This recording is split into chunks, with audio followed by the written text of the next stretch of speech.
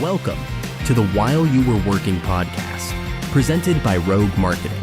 When you're responsible for revenue, it's hard to look up from the work, but while you're doing your day job, the market shifts. While You Were Working is where we turn today's trends into tomorrow's strategies. Welcome to While You Were Working.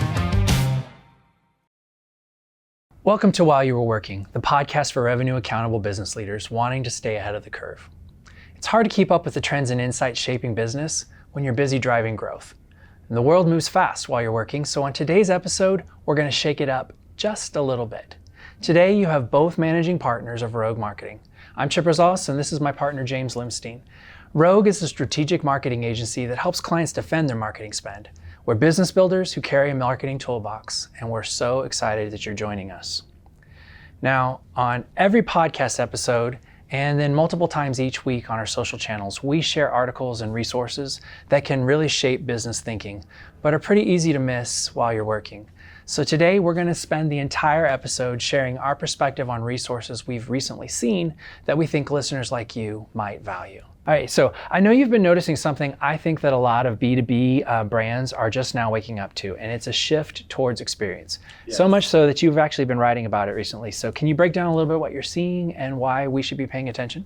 Yeah, so two things. The first was this idea of influencers who were focused on CPG products moving into the B2B space. And the whole idea of them was to help those companies be more relatable, create more experiences with their customers and prospects, and invite them into events. And then there was a second one through Airbnb that I caught in TechCrunch, and TechCrunch opening up with a relaunch of something that they call experiences. Mm-hmm. And so what you would do is you'd go on Airbnb, you'd say, hey, I want to take this French chef class, or I want to do this photography thing in London, or I want to go on this walk, and they would help curate those experiences for you, right?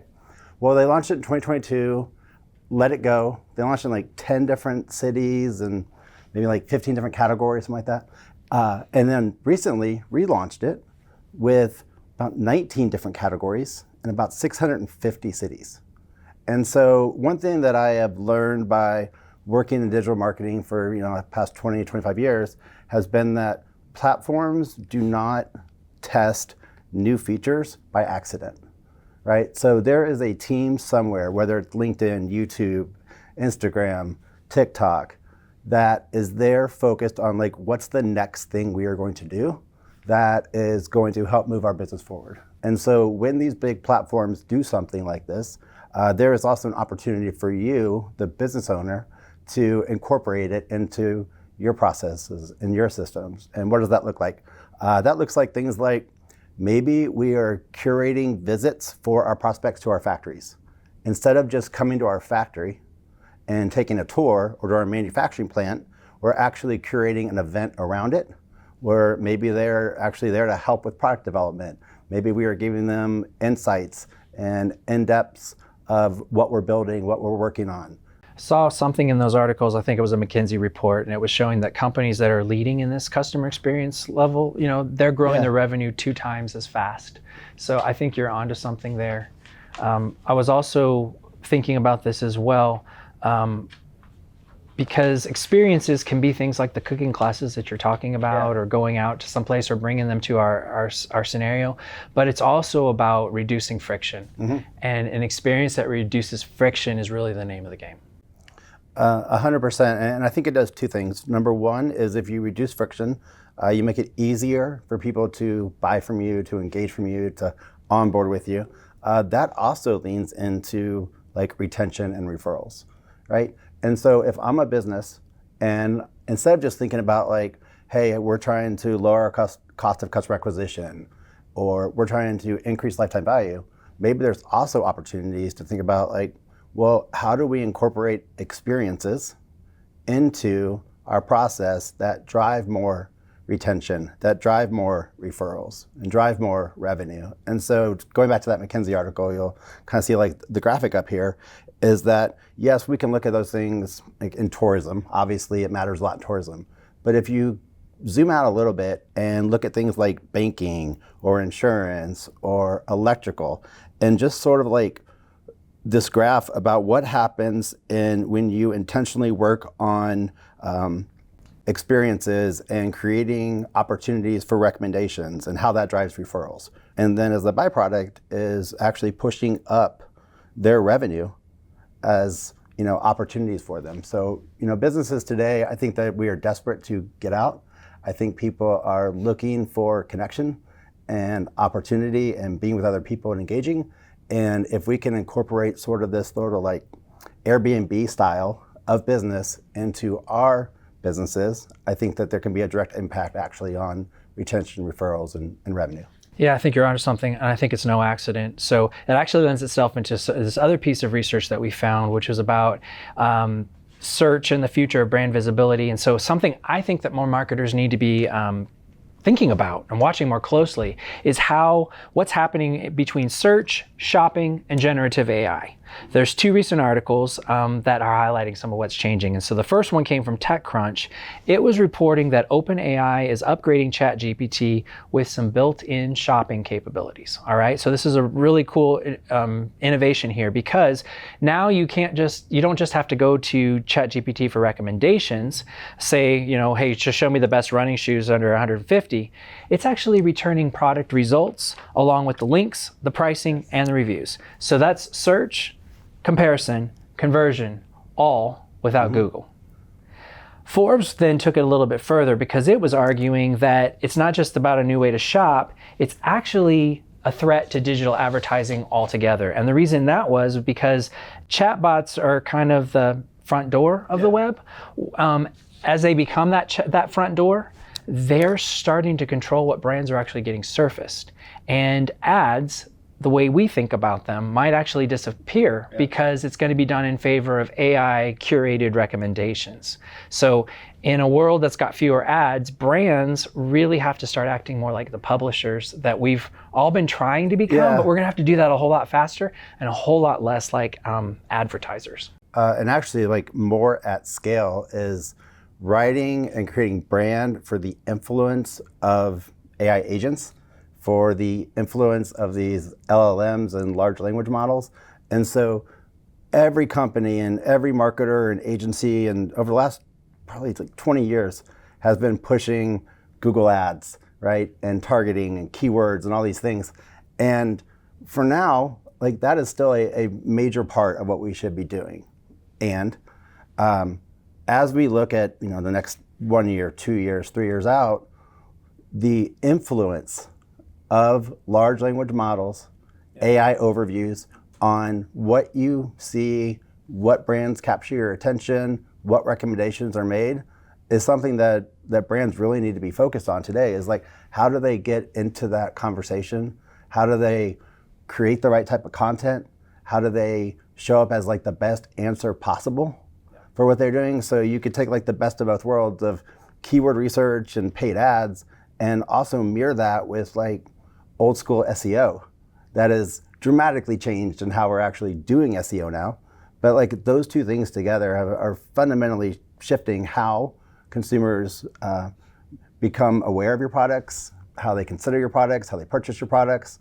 And it's fascinating to watch. If you just take like general population, this is still a very, very small percentage of people. But if you were to take non-tech people, and we used to do this 10, 15 years ago, it's like take a non-tech person, look at their phone and their apps, and just on the front page of their apps, and you can tell a lot about them and what they're actually interested in, right? Much more than someone who works like in digital marketing. And I think the same thing could be true now. It'd be fascinating to go and look at non-tech people and how they're actually leveraging ChatGPT and how they're using it to solve problems and not just write better emails. Yeah, I like that. We talk a lot about short and long-term goals as well. And we spend a lot of time at Rogue talking about things like content and trust signals and relevance. And that's really the long-term game that we're talking about here, matching that up with what we're talking about in the short-term side. Also, a big deal in digital marketing is always funnels. And so I thought it was a good idea. Maybe we should bring up to our audience here about a blog post that you recently wrote. It was basically a love letter to letting go of funnels. And the core, so tell me about the core idea behind it and how we should be rethinking about how customers are approaching the funnel. So it actually started with a client conversation. And it started with attribution, and we want to put $1 in the marketing vending machine and get $1.50 back. And this whole idea of how we used to even try to do attribution was probably fundamentally wrong. But if we're still trying to play by that game, it's almost nearly impossible. And so as we're talking, I was like, you know what, there's two fundamental things and principles that you have got to let go of. Well, it's a great blog post that I advise all of us to get the chance to read. Go to gorogue.net and look under Rogue Think, and that blog post will be there. Since we're having crazy talk and we're talking about like dismissing the funnels and like kind of thinking about those a little bit different, let's talk about how SEO is kicking it up a notch or 10. I'm actually going to share with some things that, these are not, if you're not in the SEO world every single day, you might not even be aware of some of these things, but there's this infographic that came from Media Update. And everybody, we all know SEO. Yeah. We've mentioned it like 3 or 4 times even on this particular show, search engine optimization. Mm-hmm. But what marketers are missing is that search is actually changing itself. So traditional SEO is all about ranking for keywords. Mm-hmm. But there's a new kind called AEO. This is Answer Engine Optimization, and it's about ranking for questions. And that's a big shift, especially in a world where Google and ChatGPT and all these other AI tools are giving direct answers instead of just showing you links. Then, take it up another notch, there's GEO, Generative Engine Optimization. This is one of the newer terms, and it's focused on optimizing for those AI-generated responses, which we were already talking about. So these are the summaries. These are the summaries that you're seeing on Google when you go there right now. This is not the SERP page. These are not the results. So what's counterintuitive here for me is that being number one in a search result might actually matter a whole lot less than just being mentioned in a trusted summary.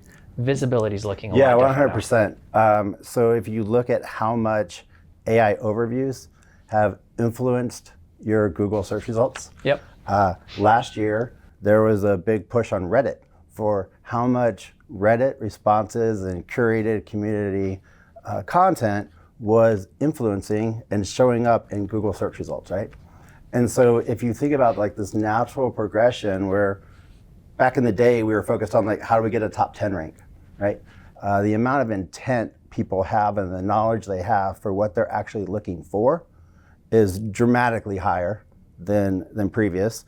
And so back to the first comment around how do we influence our brand into showing up in those search results? Back in the day, it was rich snippets, right? It was how do we show up and people also ask? How do we get seen in the local pack, right? And so that's still a thing. Like the principles are still there. The tactics of how you actually accomplish the goal, those have changed. But like the mission is still the same.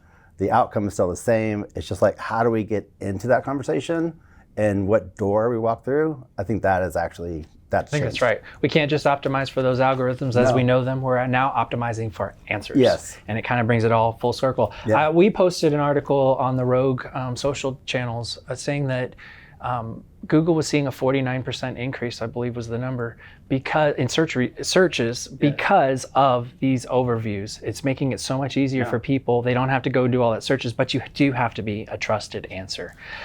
And also how people search. So think about like voice search, about Siri and Alexa, and how integrated these tools and technology have become in our daily lives. Like if you take a younger Gen Z or a younger millennial, like think about how they actually search to find products and services is dramatically different than the way older Gen X people might do it or boomers might do it. Well, listeners, if you didn't already know it, Rogue puts out a semi-regular newsletter called Bite Size. And one of the posts that we put out recently was titled Too Much MarTech, Not Enough Movement. Yeah.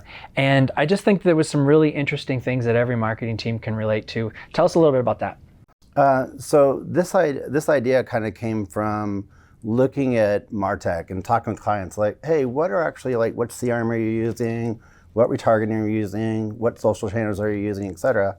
And what we inevitably find is that Stacking tools is not a strategy. So just going out and buying more tools doesn't actually solve business problems. And then finding out that like some of these companies are just not asking the right questions about what is the outcome that this tool is here to provide. Not what does the tool do? Because they're all great, they all do amazing things, but like what outcome are we trying to march towards?